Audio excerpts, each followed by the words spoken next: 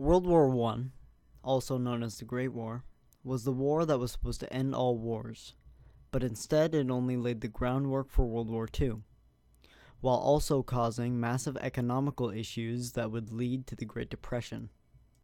After World War I, the economy seemed stable for some time, until October 24th, 1929, also known as Black Thursday.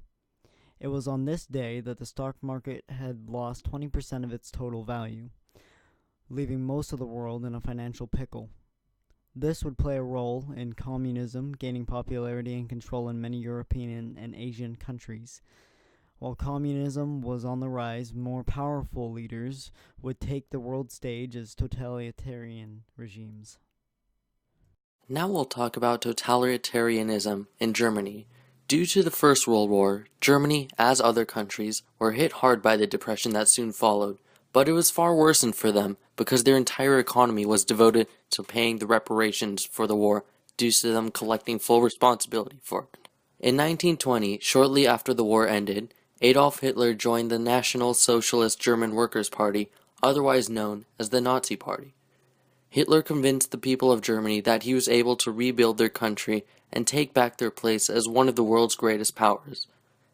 Since the Germans had little to lose and no other leader promising them this, they voted for Hitler and his party. After he was elected, he started to rule with fear and intimidation and banned all other political parties and would execute anyone that opposed him. He stopped the reparation payment shortly after being elected and instead, to the people's delight, started to put the money towards public projects instead, which both lowered their unemployment rate and stimulated the economy of Germany. After a while, Hitler started to gain confidence and displayed that by taking over other countries' land. At first, countries felt uneasy about him doing this, but with the fear of another great war, decided to let him take pieces of land such as Czechoslovakia, virtually handing it over to Germany in the name of peace. After he took Western Poland, other countries finally put their foot down and threatened to go to war with Germany. And after Hitler did not comply with leaving Poland, World War II started, thus ending their depression. In the 1930s, Japan was also a totalitarian state. Japan followed most characteristics of a typical totalitarian state, such as spreading propaganda, a single ruler, and being very nationalistic. But unlike most totalitarian states, Japan had a government. This government was corrupt due to the ministers being only loyal to their one emperor. This emperor, Emperor Hirohito, has rule of Japan from 1926 till 1989. He gained control of his empire by using corporations to slowly take advantage of the depression and eventually take control of the country. He took influence from other totalitarian states, starting a very brutal police force that would kill, torture, or arrest anyone that they thought was a threat to the state. From there, Japan decided to take over small islands and small countries nearby, slowly expanding before they attacked Pearl Harbor. Russia fought on the side of the Allies and suffered more casualties than any other nation. Russia was left out of the Treaty of Versailles Conference due to German-Russian truce signed when Lenin took office. Russia claims that they lost most land compared to any other country.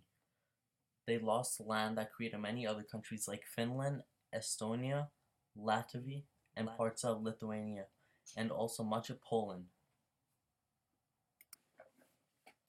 Democratic government set up in Russia following World War I quickly led to the civil war between those who wanted communism and those who still supported their democratic society. When Lenin died in 1924, Joseph Stalin took control over Russia, turning them into a communist state, which made his party and himself even more powerful, considering he was in power of the Soviet Union since 1922.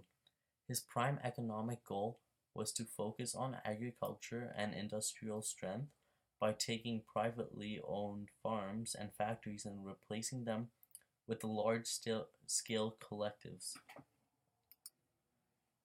In 10 years, the Soviet Union became the second largest industrial power, but he was also responsible for about 13 million of his own people that died because he was forcing them too hard into working and making their country better.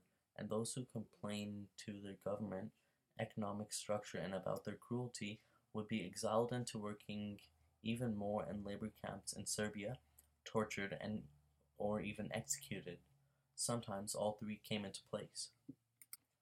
The citizens barely got enough to eat, or food was very scarce compared to their wallets and what they had in it. Therefore, them and their families would starve and die